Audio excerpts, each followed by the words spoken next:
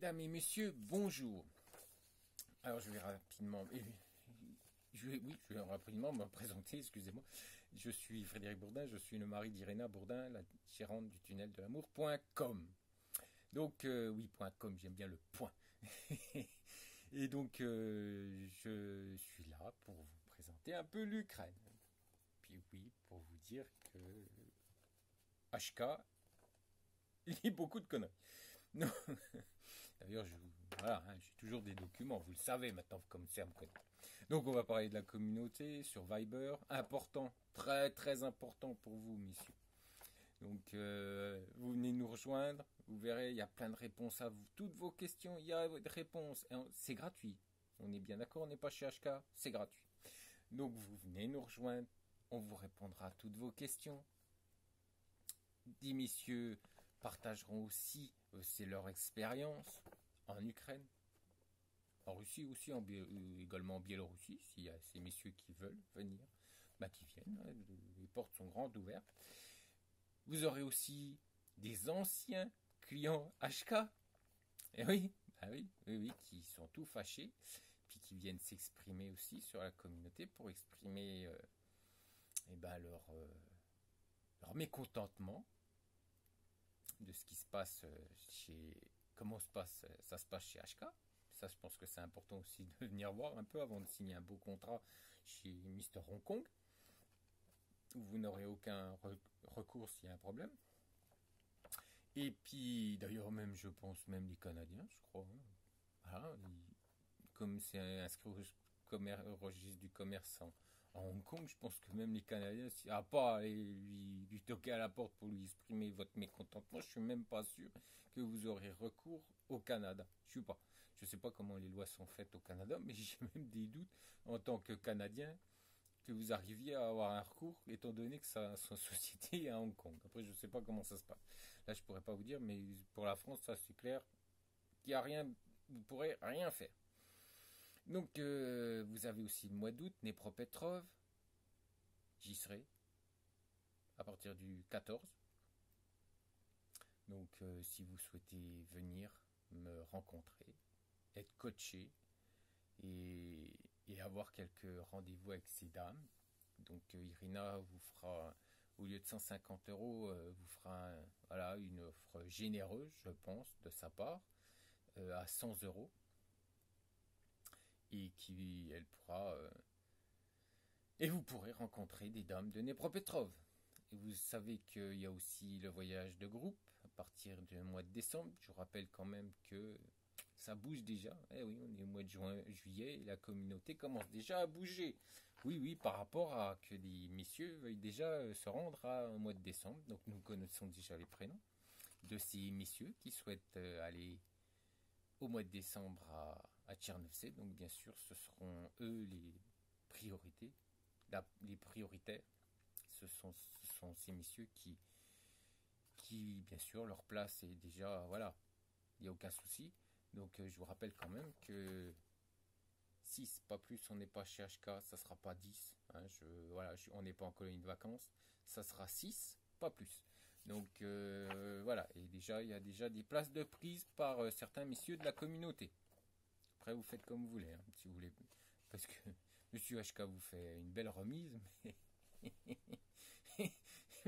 mais bon, il est quand même à 800 euros au-dessus de mon épouse et 300 euros au-dessus, même avec la remise, hein, des tarifs de mon épouse. Après, vous faites comme vous voulez. Et voilà. Et puis ce bon monsieur HK, il a pas 1500 adhérentes, mais 1300. Oui, calculez, comptez. Voilà. Voilà. Mais bon, on le sait, il raconte que des conneries. Donc, voilà. Donc, alors, mariage en Ukraine d'un ressortissant français, d'un ressortissant ukrainien. Alors, l'article 63 du Code civil dispose qu'avant la célébration du mariage, l'officier de l'état civil fera une publication par voie d'affiche opposée à la porte de la maison commune. Oui, cette vidéo a été demandée par la communauté, par un membre de la communauté qui il souhaitait surtout par rapport au contrat de mariage. Et je pense que moi j'ai fait tout. Je vais essayer de vous donner les informations concernant un mariage en général, par rapport aux documents et aussi par rapport bien sûr au contrat de mariage. Mais je pense que c'est intéressant et important aussi pour vous, messieurs, parce que comme personne ne vous apporte ces informations, que moi je vous les apporte. Alors cette publication des banques qui donne lieu à la délivrance d'un certificat de capacité à mariage est obligatoire pour tout ressortissant français si le mariage a lieu en Ukraine devant les autorités locales. La formalité de publication des bans près du consulat doit également être accomplie. En l'absence de publication de ban, la transcription de l'acte de mariage dans les registres de l'état civil français nécessitera une régularisation qui peut s'avérer longue et complexe. Oui, si vous ne publiez pas les bans, vous êtes un peu, vous êtes un peu dedans, quoi. Donc l'article 17-2 alinéa 1 de l'instruction générale relative à l'état civil consulaire. Alors, démarche à effectuer avant le mariage pour la publication des bans, publication des bans à l'ambassade de France. Alors, l'ambassade de France, c'est sur les hauteurs de Kiev. Vous avez la Maïdan, la place Maïdan, et vous montez. Et tous les consulats, du moins, je pense que tous les consulats sont là, sont placés au-dessus à 10 minutes de Maïdan en montant sur les hauteurs de Kiev. Donc, et en face, je vais vous expliquer. Donc les mariages entre ressortissants français et étrangers sont célébrés par les autorités ukrainiennes. Un certificat de capacité d'un mariage CCAM est délivré à l'issue de la publication des bans. Les futurs époux doivent obligatoirement se présenter ensemble pour le dépôt du dossier. Si le dossier est complété, le consulat peut procéder à la publication des bans d'une durée de 10 jours calendaires au sein de ses locaux et le cas échéant demande à la mairie du domicile du futur époux français d'effectuer également la publication. Il convient de prendre en compte le délai d'acheminement des documents par valise diplomatique, compter un délai de 6 semaines environ à partir du dépôt de dossier. Donc, vous voyez, ça prend un peu de temps, hein, messieurs. Alors, pièces à produire. Pour les ressortissants français, un questionnaire dûment complété en français, daté et signé. Vous le trouvez sur l'ambassade de France, du moins sur le site de l'ambassade de France en Ukraine. Copie intégrale d'acte de naissance datant de moins de 3 mois. Preuve de nationalité française, carte d'identité en cours de validité ou certificat de nationalité française.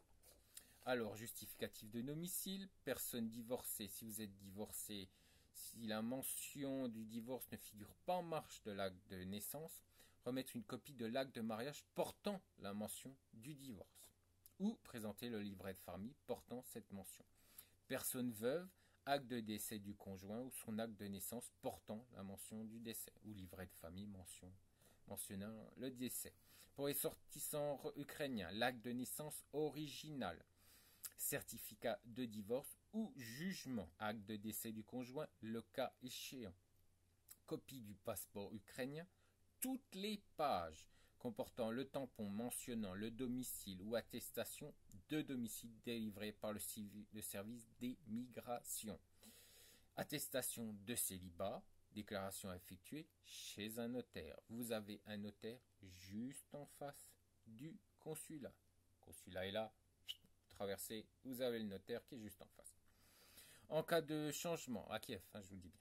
En cas de changement de nom faisant suite à un mariage ou un divorce, un justificatif est à présenter. Alors les documents ci-dessus doivent obligatoirement comporter l'apostille apposée par les autorités compétentes du lieu de délivrance des documents. Les actes d'état civil originaux étant restitués à leur titulaire à la fin de la procédure. Il est impératif de présenter également des copies certifiées conformes par le notaire de ces documents. À Kiev, je vous répète, c'est en face du consulat. Alors attention, les actes établis dans certaines républiques de l'ex-URSS sont parfois soumis à un autre régime que l'apostille. Alors là, pour le document là, c'est l'Ukraine, on est bien d'accord. Tous les documents ukrainiens doivent être traduits en français par un traducteur agréé et apostillés par les autorités compétentes. En face du consulat de Kiev, il y a ce qu'il faut. Alors, avertissement sur le changement de nom. Il a appelé que le changement du nom à l'occasion d'un mariage consécutif à un divorce autorisé par l'Ukraine peut générer des complications administratives en France. Et voilà. Alors le contrat de mariage non obligatoire, bien sûr, on est tous d'accord là-dessus, mais bon, voilà, la plupart d'entre vous, je pense, signeront un contrat de mariage. Si vous souhaitez établir un contrat de mariage pour que celui-ci soit dûment reconnu par la législation française, il devra impérativement être signé avant la célébration du mariage. Vous pouvez signer un contrat de mariage soit chez votre notaire en France ou en Ukraine. Pour plus d'informations sur les mariages internationaux et les régimes matrimoniaux, vous pouvez écrire à l'adresse suivante. Alors écoutez bien, prenez vos stylos, papier, on y va. Conseil supérieur du notariat, 60 boulevard de la Tour Maubourg, 75 007 Paris. Site internet notaire.fr. Alors notaire, conseil supérieur du notariat. Vous suivez, hein? Voilà. Et puis l'adresse mail pour tout renseignement. Alors c'est le csn@notaire.fr. Et notaire, c'est avec un S. Alors, et le fax, si vous avez un fax, alors 33, bien sûr, l'indicatif français, 01 44 90 30 00. Alors, démarche à effectuer après le mariage célébré en Ukraine. Il vous appartient de présenter les pièces suivantes à l'ambassade une fois le mariage célébré, en vue de la transcription de l'acte de mariage dans les registres de l'état civil français. Alors, l'acte de mariage ukrainien original apostillé, cet acte vous sera rendu, copie certifiée conforme à l'original par notaire recto verso et traduite en français par un traducteur agréé auprès de cette ambassade. Et cette copie sera conservée dans le dossier. L'expédition conforme du contrat de mariage, le cas échéant, il s'agit d'une copie délivrée par le notaire ayant rédigé le contrat de mariage, copie du passeport intérieur du ressortissant ukrainien portant la mention du mariage au ZAG et le formulaire de demande de transcription dûment rempli et signé par le ressortissant français. C'est l'annexe 4 que vous retrouverez sur le site ambassade de France en Ukraine. Alors, le conjoint ukrainien, après la transcription du mariage et la délivrance du livret de famille, pourra déposer une demande de visa conjoint français qui, s'il souhaite, avec son conjoint français, s'établir en France. Alors, une fois l'acte transcrit, le livret de famille sera remis aux ressortissants français uniquement, en main propre ou par le biais de sa mairie en France, 30 jours plus délai d'acheminement. Oui, le livret de famille, s'il sera remis seulement à vous, messieurs. Et une copie de la transcription de l'acte de mariage pourra être remise aux ressortissants étrangers. Donc, à la dame ukrainienne. Alors, mariage devant être célébré en France. Alors, si le mariage doit avoir lieu en France, veuillez vous adresser à la mairie qui célébrera le mariage et au service des visas de cette ambassade pour l'obtention du visa en vue de mariage pour le ou la ressortissante ukrainienne. Là, c'est une ressortissante ukrainienne, hein, c'est là. Après, normalement, c'est là ressortissante. Après, moi, j'ai rien contre, mais bon, après, voilà. Hein, on va pas, chez nous, c'est la ressortissante.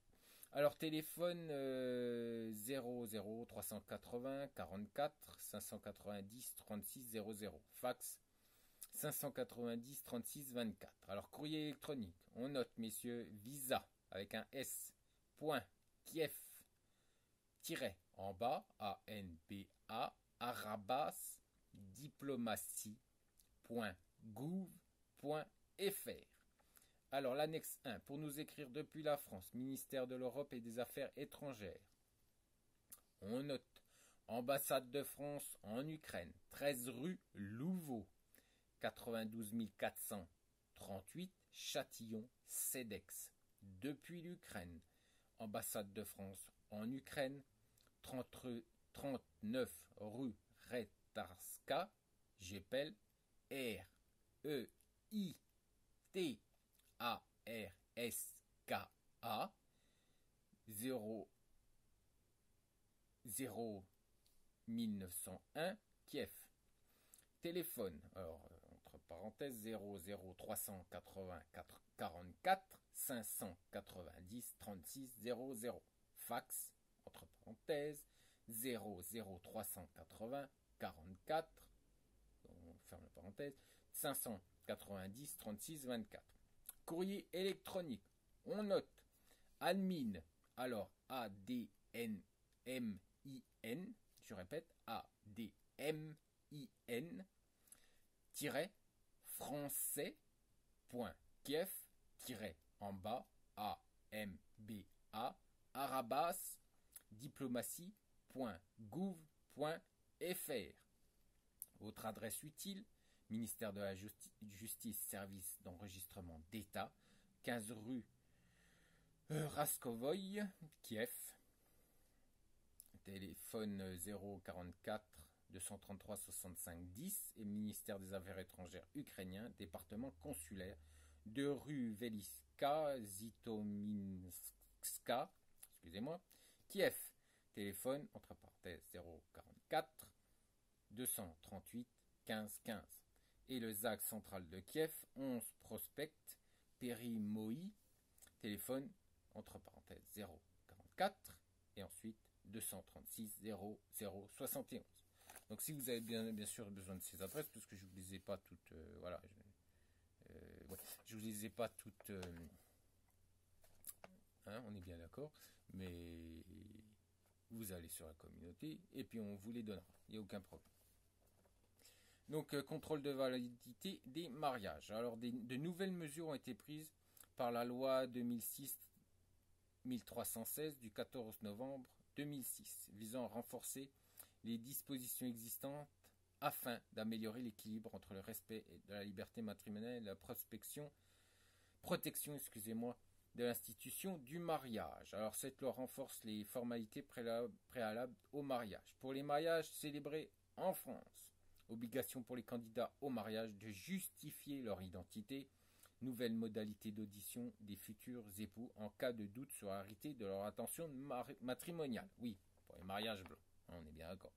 Pour les mariages célébrés à l'étranger, c'est un peu plus compliqué. Le contrôle de la validité du mariage s'effectuera dans le cadre des formalités préalables dont l'impact est renforcé. L'audition des futurs conjoints par les autorités consulaires permettra de saisir le procureur à fin d'opposition, notamment si elle permet de douter de la réalité de l'intention matrimoniale. Il faut savoir que quand vous vous mariez en Ukraine, maintenant c'est pas plus compliqué, mais voilà, vous allez comprendre.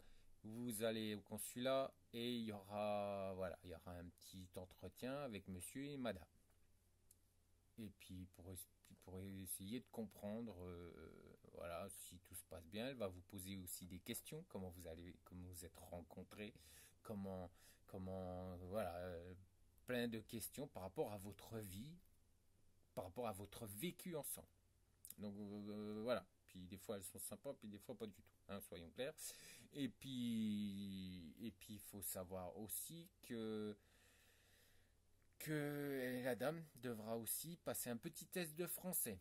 Alors à notre époque avec Irina c'était comme ça. Elle a passé 5-10 minutes dans le bureau avec cette charmante administrative qui lui a posé des questions en français et Irina devait lui répondre en français.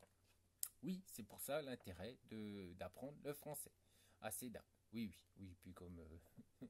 bon, HK, il n'a rien inventé. Et si vous êtes un Dnepropetrovsk, il y a des très bonnes écoles, mais il n'y a pas que Dnepropetrovsk.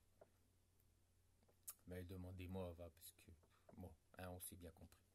Donc, à défaut de respect des formalités préalables, la transcription de l'acte de mariage, désormais obligatoire, pour qu'il soit pleinement opposable en France, sera plus difficile. Alors, pour lutter contre les mariages forcés en France ou à l'étranger, le conjoint du futur conjoint mineur devra dans tous les cas être attendu seul par officier. Oui, ça ne nous concerne pas. Alors, vous avez un document, renseignement relatif à chacun des futurs époux, demande de certificat de capacité à mariage, de mariage, un mariage, excusez-moi, ouais, voilà, donc vous avez ce petit document que vous pouvez retrouver sur le site, hein, que je vous dis, hein. Voilà. Voilà. Puis vous avez ce deuxième document, renseignements communs aux futurs époux, demande de certificat de capacité à mariage. Alors voilà, vous avez ce document. Et puis une demande de transcription d'acte de mariage.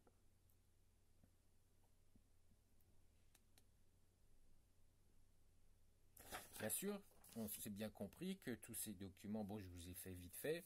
Il y a certaines adresses que je vous ai pas trop développées, hein, parce que bon, vous venez sur la communauté, puis je vais vous l'écrire sur la communauté, puis comme ça sera pas, voilà, vous aurez tous les renseignements. Donc il faut peut-être venir aussi un petit peu sur la communauté. Excusez-moi, la communauté, messieurs. Oui, oui, elle est là pour ça. Je veux bien vous faire des vidéos, je veux bien vous aider, mais il faut venir un petit peu sur la communauté aussi pour en discuter. Et puis comme ça, je vous dirai exactement comment on écrit telle ou telle rue. Ouais. Et oui, la communauté est là, puis on aimerait bien qu'il y ait encore plus de gens qui viennent. Parce que je vous rappelle qu'on essaye de créer un peu, entre guillemets, une famille. Parce que vous aurez besoin de nous. Vous avez peut-être besoin de nous avant.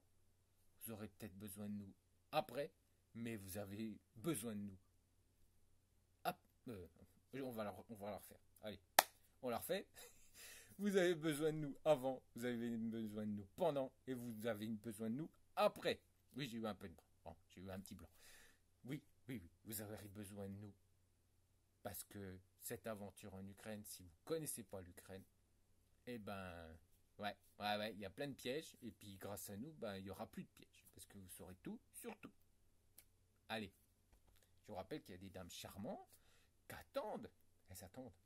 Oui, elles attendent que vous soyez prince charmant, que vous arriviez avec vos beaux destriers blancs ou avec votre avion. C'est plus sympa aussi, hein. Bon. Ou en bus. En bus, HK, il vous dit d'aller en bus. Bon, après, chacun fait son truc, hein. Bon, voilà, vous avez plusieurs manières, plusieurs possibilités pour aller en Ukraine. Mais ce qui est sûr, c'est qu'il faut y aller. Rencontrer une femme charmante, douce, intelligente, sensible, sensuelle. Et qui vous rendra heureux pendant de nombreuses années. Allez, ciao.